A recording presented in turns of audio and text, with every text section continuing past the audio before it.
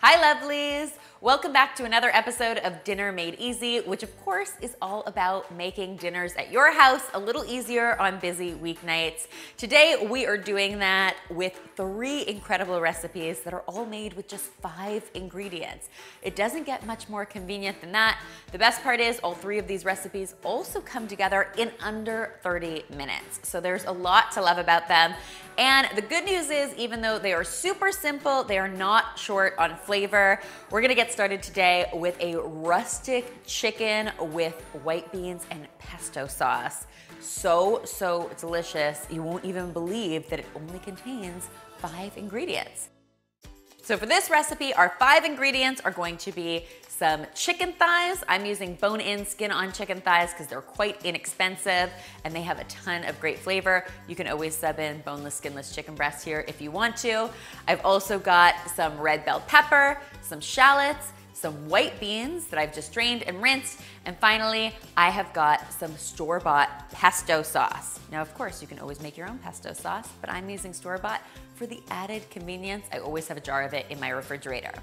We're gonna hit our chicken with a little salt and pepper. Now, I know that these are not in my 5 ingredient count, but salt and pepper to me are just like air. They're essential.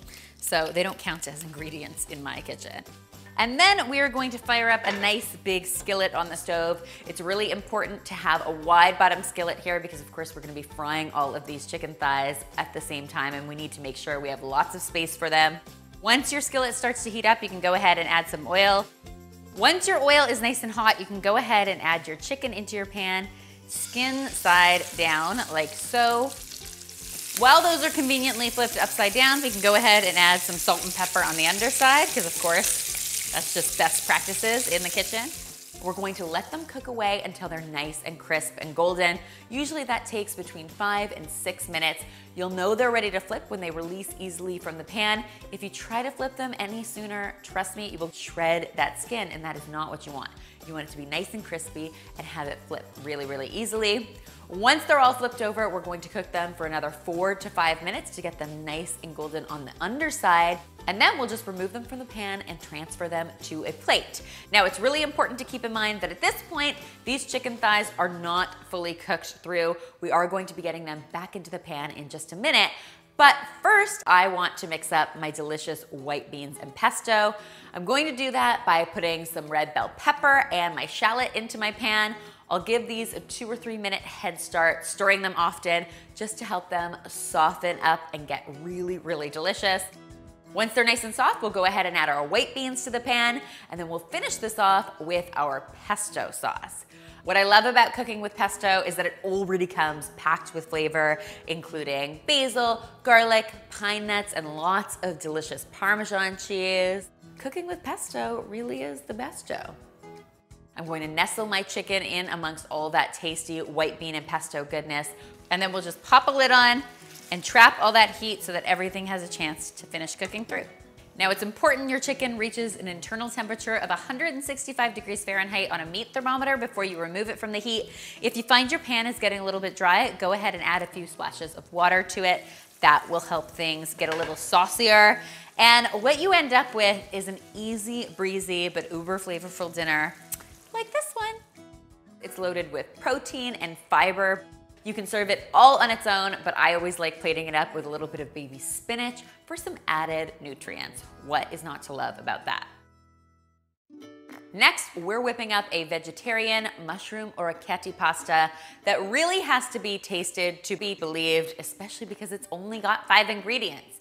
We'll start by cooking up our pasta. So I've got some nice hot boiling water happening here. Today, I'm going to be using orecchiette. You can really use any pasta you have on hand.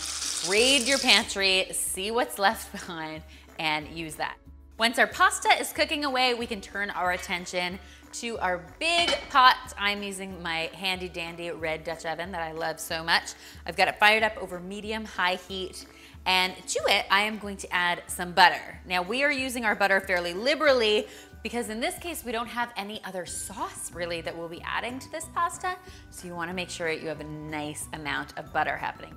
Once that butter has melted down, we're gonna go ahead and add some mushrooms. And when I say some mushrooms, I'm sure you can see I made a lot of mushrooms.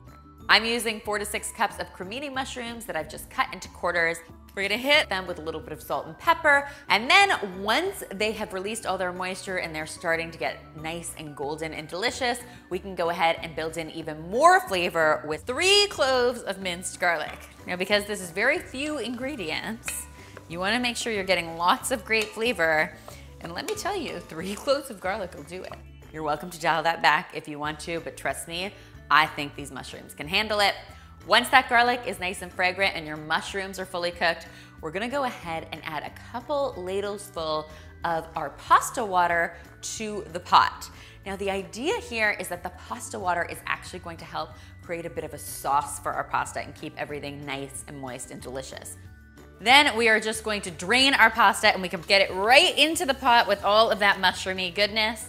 And then our final ingredient is going to be some fresh parsley. Do not skimp on the parsley here. It's also an absolute essential. And what you end up with is buttery, delicious happiness. This came together in under 15 minutes, so there's a lot to like about that. If you want to doll this up even more, go ahead and add a little bit of freshly grated Parmesan to it. But honestly, there's so much delicious flavor in here, you can eat it just as is. Finally, guys, I have what I consider to be the best cheater meal out there. This is a lightning fast shrimp and snap pea stir fry that comes together seriously in a snap pea. Don't believe me? Watch me go. The flavor base for this delicious stir fry is actually going to be some miso paste. Miso paste has a ton of savory umami flavor that you'll love. You usually find it in the same section as the refrigerated tofu in your supermarket.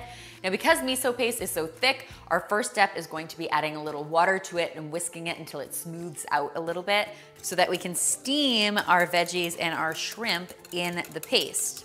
Then I'm just gonna turn my attention to my stove. I've got a non-stick skillet heating up over medium-high. To that, I'm going to add a little bit of oil. Again, an essential, not an ingredient. Once that oil is nice and hot, I'll go ahead and add my shrimp.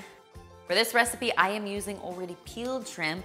It is a little bit more expensive, but trust me, the convenience of it, I think, is totally worth every penny. Once my shrimp is in the pan, I am going to let it cook up until it starts to become pink and opaque. That is a really good sign. It means it's time for even more great flavor. So I'm going to add some garlic and some ginger to the pan. We'll stir that around until that garlic and ginger have a chance to become nice and fragrant, about 30 seconds or so. And then we can go ahead and add our final 2 ingredients. One will be our miso sauce, and then we will add our snap peas into this pan as well. Once those snap peas hit the pan, you wanna go ahead and put a lid on it. What we're trying to do is trap some of that moisture so we can quickly steam our snap peas, which happens really fast in like 2 or 3 minutes. It's really important not to overcook your snap peas because then they get mushy and lose their snap. And then they're just peas, which is not as exciting. The best part about this concoction is that it's seriously one of those rare dishes you can get on the table in less than 10 minutes. You can serve it just as is, or of course, put it over a little rice or quinoa, whatever you have on hand, and it is ready to be enjoyed. 5 ingredient dinners. I hope you'll give all 3 of these 5 ingredient recipes a try, and if you do, be sure to tweet me, Instagram me, or Facebook me a photo, because of course I love seeing your kitchen creations. All of the recipes are in the description box below, so take a look for them there. And finally, if you haven't already, be sure to subscribe because there is lots more dinner deliciousness where this came from.